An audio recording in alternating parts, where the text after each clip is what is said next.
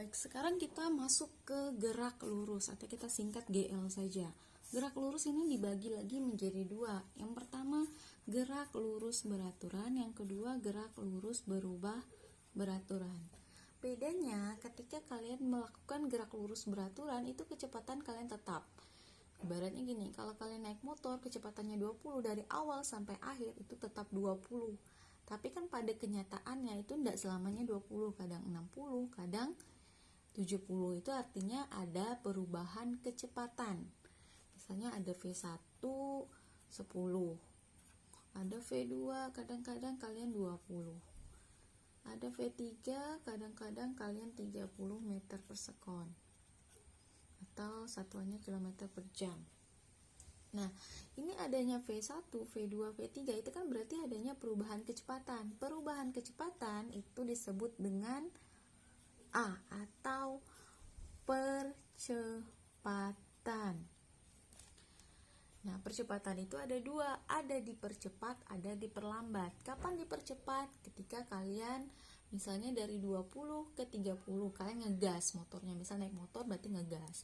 Kapan itu diperlambat? Ketika kalian dari kecepatannya 60 ke 0 atau ke 20. Misalnya kalian ngerem karena jalanannya rusak. Berarti itu yang namanya diperlambat. Oke, kita ke kesimpulan utamanya. Jadi sebenarnya GLB dan GLBB itu punya rumus mutlak atau rumus yang akan selalu kalian pakai selama kalian belajar fisika.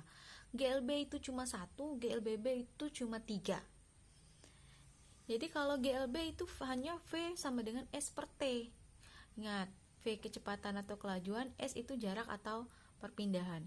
Sedangkan GLBB itu hanya ada 3. Yang pertama VT sama dengan V0 plus minus AT, VT kecepatan akhir, V0 kecepatan awal. Karena GLBB tadi kan kecepatannya banyak, kadang 20, 30, 40 dan segala macamnya. Kalian cukup mengambil kesimpulannya berapa kecepatan awal, berapa kecepatan akhirnya. Kemudian yang kedua adalah S sama dengan V0 kali T plus minus setengah AT kuadrat. Sama ya, kemudian VT kuadrat sama dengan V0 kuadrat plus minus 2AS. Sebenarnya, kalau kalian perhatikan di sini kan ada plus dan min, plus dan min, plus dan min. Kenapa bisa ada plus dan min? Itu artinya penggunaannya relatif.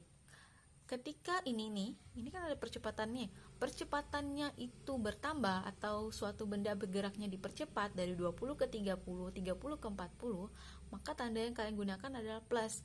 Tapi kalau misalnya dia diperlambat atau misalnya kalian naik motor kemudian kalian ngerem, itu kan berarti percepatannya menurun.